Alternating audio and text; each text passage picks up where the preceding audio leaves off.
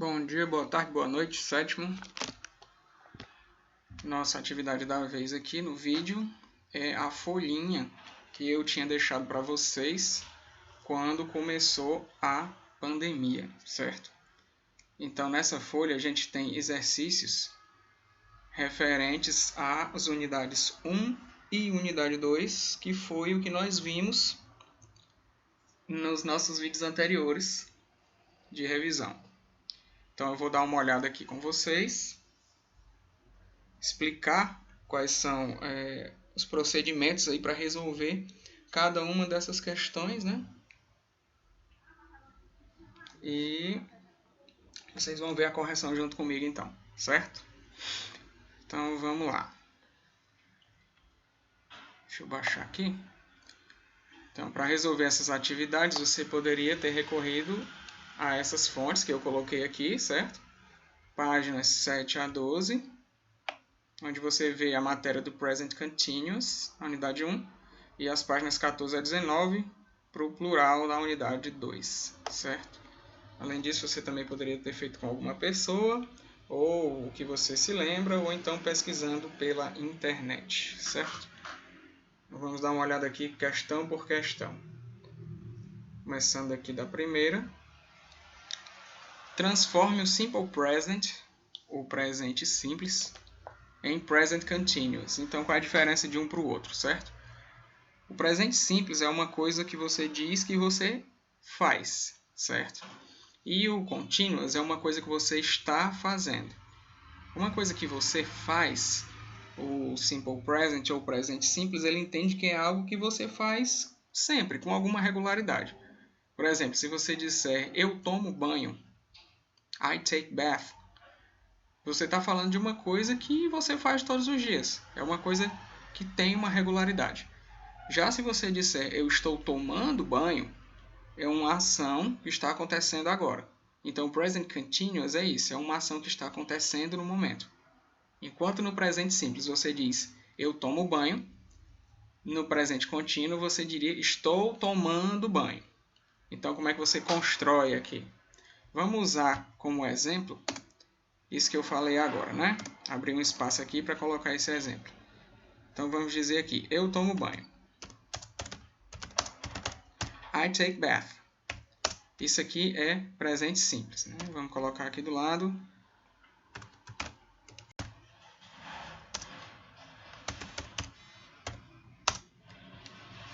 Vamos ajeitar aqui a letra I, né? Que a pessoa eu é sempre com o I maiúsculo. Não se esqueçam jamais disso. Então, como é que você vai trabalhar aqui? Ó? A frase está bem parecida, né? Você tem a pessoa I aqui, no presente simples. Você tem a mesma pessoa aqui no present continuous. Porque é você que está realizando a ação, né? A pessoa não muda. Então, eu. Take. Take é o verbo da frase, certo? Take é tomar. E bath é o que você está tomando, o banho. Então, o que você tem que fazer no present continuous? Depois da pessoa e antes do verbo, está aqui a pessoa eu, está aqui o verbo take, ó, só que ele está um pouquinho diferente, né? Porque ele não está mais no simples, ele está no contínuo. Vou já explicar isso aqui de novo. Então, antes desse e depois da pessoa, você tem que colocar o to be, certo? Referente à pessoa da frase. Então, se a pessoa é I, o be referente a ela é o am, certo? A forma am, que significa sou ou estou. Depois que você coloca o be antes do verbo, depois do verbo, você vai acrescentar essas três letrinhas aqui, ó, I, N, G, ok?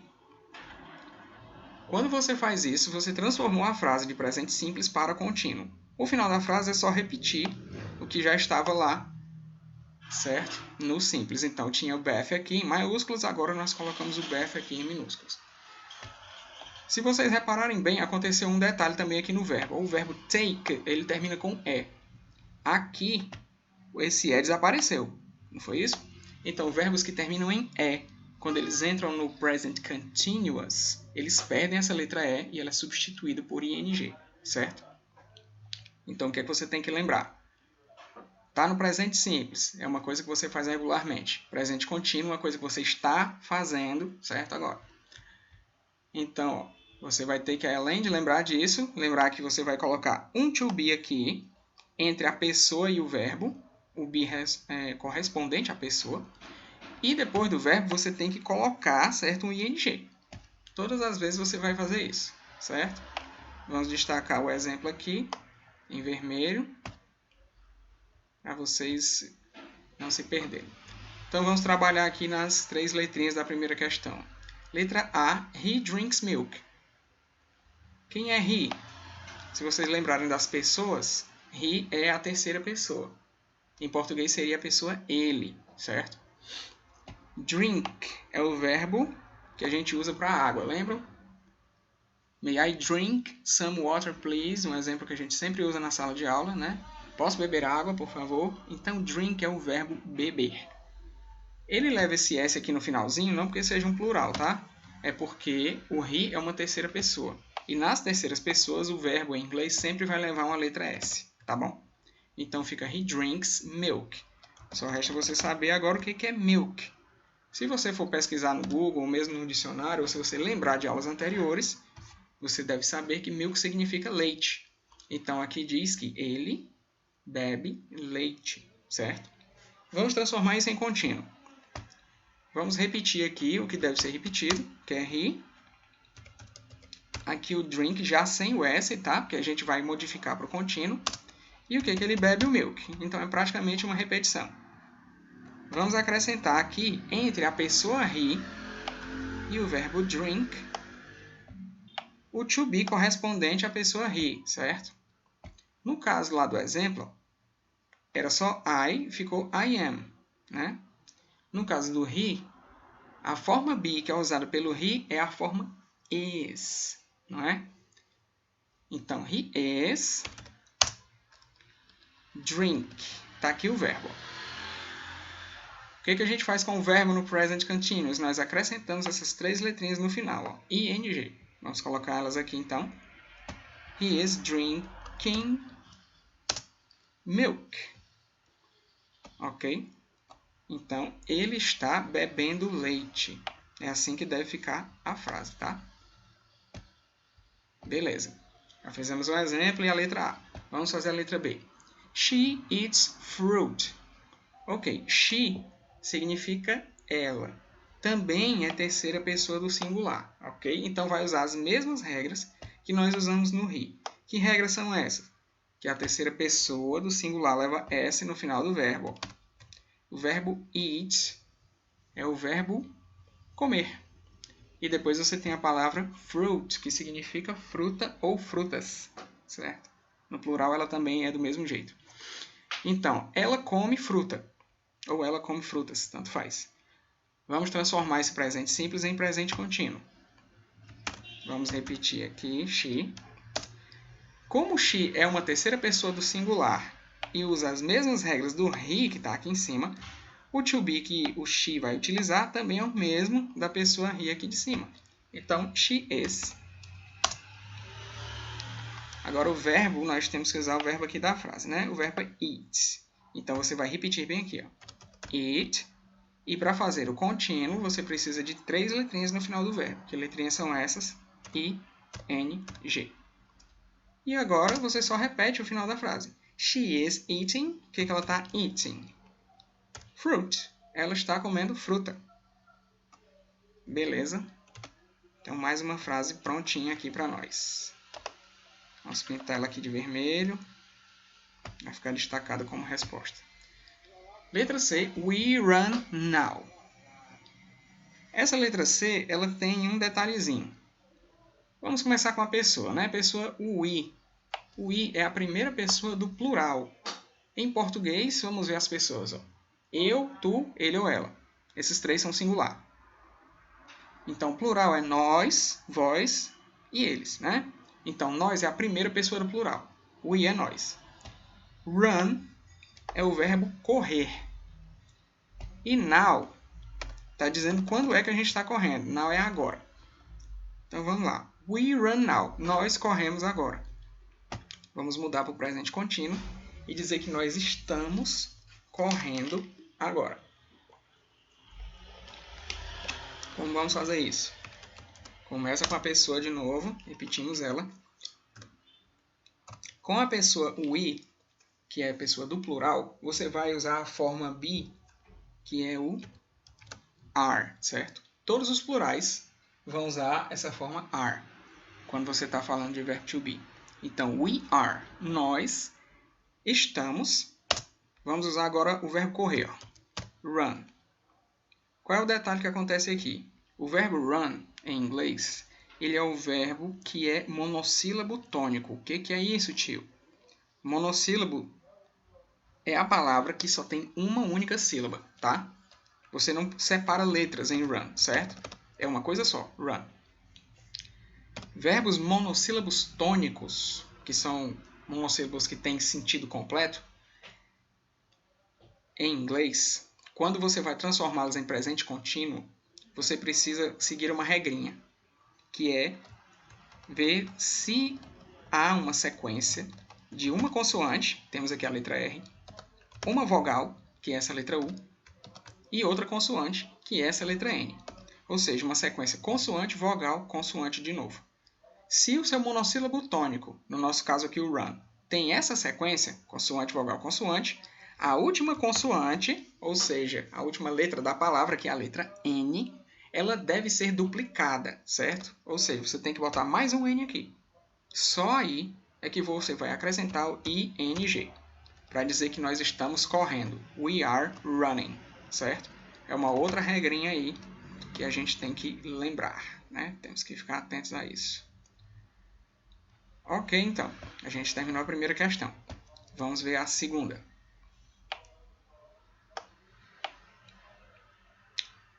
Descreva o que cada pessoa está fazendo agora.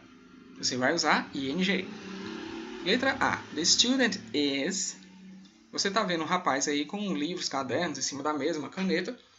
E a palavra student.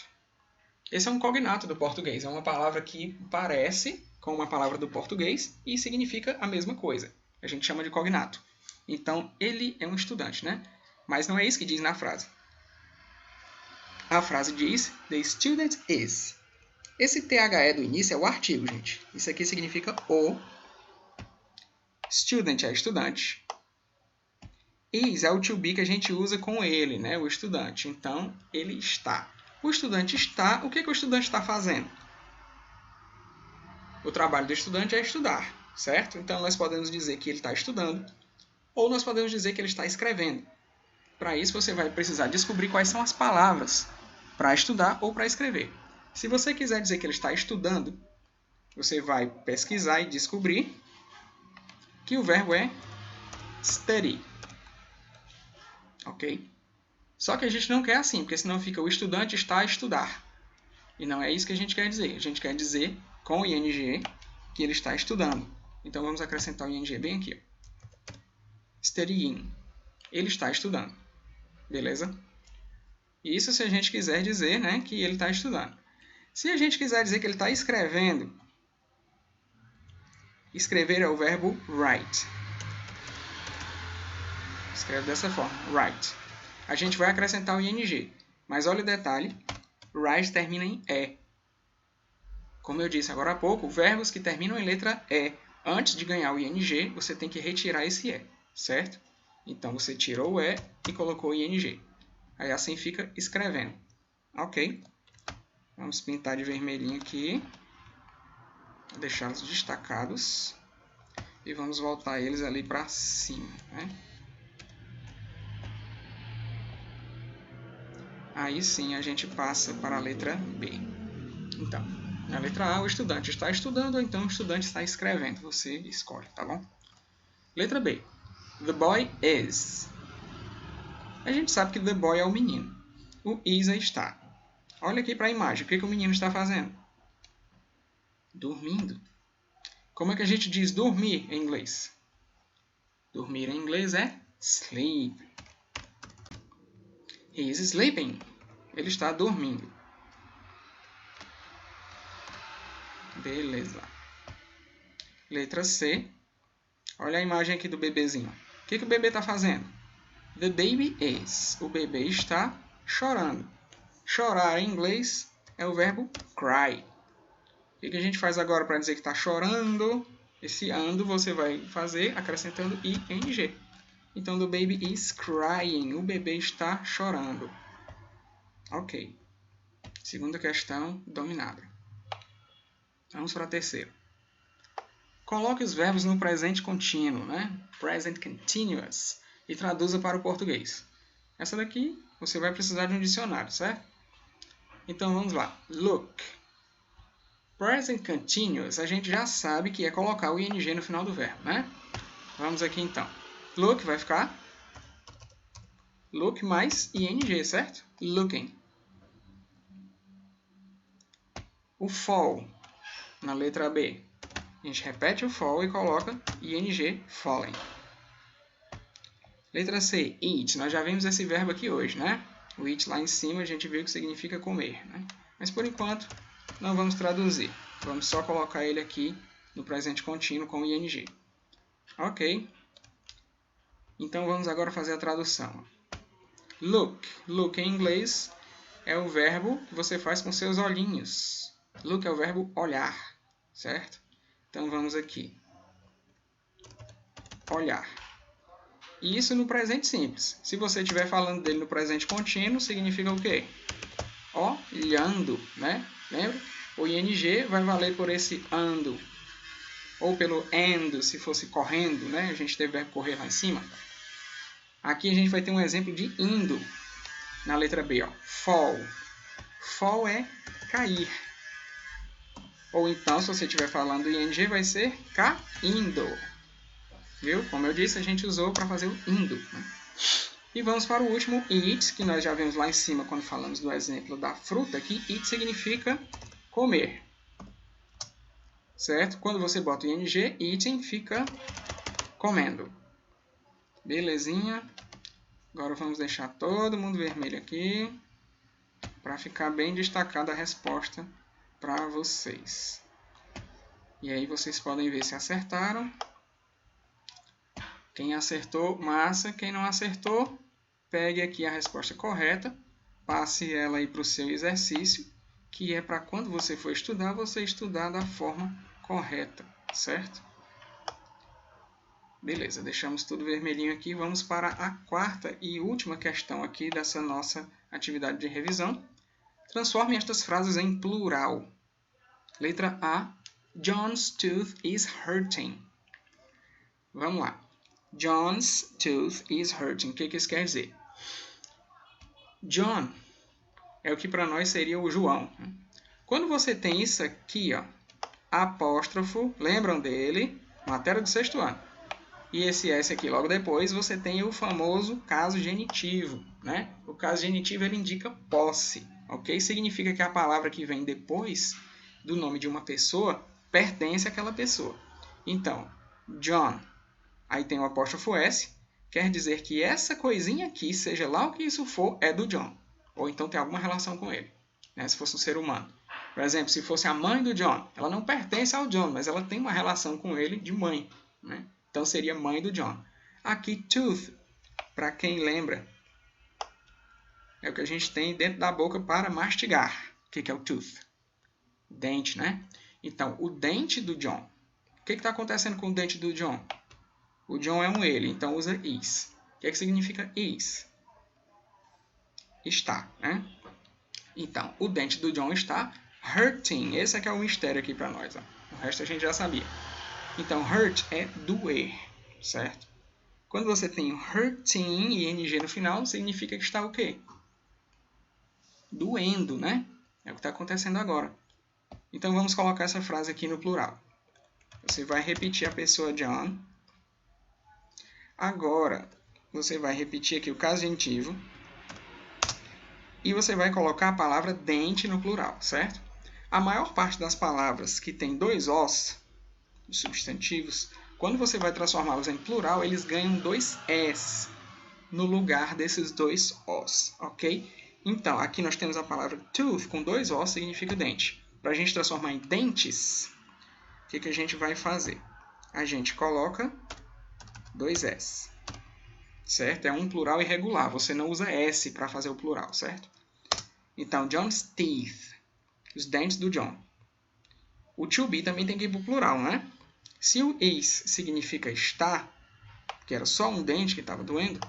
Agora nós vamos dizer que são os dentes que estão doendo. Como é que eu digo estão? Eu preciso do outro be agora. O be que significa plural. Certo? Então é are, certo? Os dentes do John estão. O doendo a gente repete. John's teeth are hurting. Os dentes do John estão doendo. Beleza, transformamos em plural. Vamos ver agora aqui a letra B. The school is big. A escola é grande. Vamos lá, vamos dizer que as escolas são grandes. Vamos repetir o THE, porque ele significa tanto singular quanto plural, o artigo, né? Então, as escolas.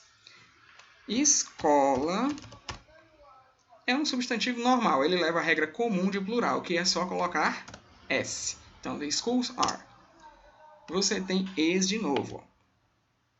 Se is aqui em cima virou are, aqui embaixo vai ser do mesmo jeito. Aqui é is e aqui vai ser are. Então, the schools are. As escolas são o quê? Big, grandes. Um detalhe, big é um adjetivo, certo? Dá uma característica à coisa, ao substantivo da vez.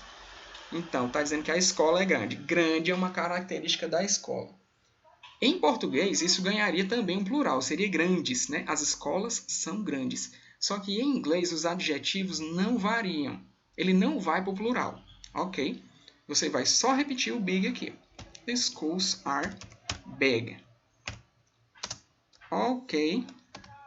Não precisa colocar o big no plural. Se você tentar fazer isso, você vai deixar apenas errado, certo? Então, gente, é isso. Espero que todo mundo tenha se dado bem aí no exercício. Caso não, veja aqui a nossa correção, pegue aí o que você não acertou, corrija e ouça com atenção a explicação. Aproveite que é vídeo, você pode repetir quantas vezes forem necessárias para você entender. Ok? Espero que tenha ficado claro e até a nossa próxima aula. Goodbye. Até lá.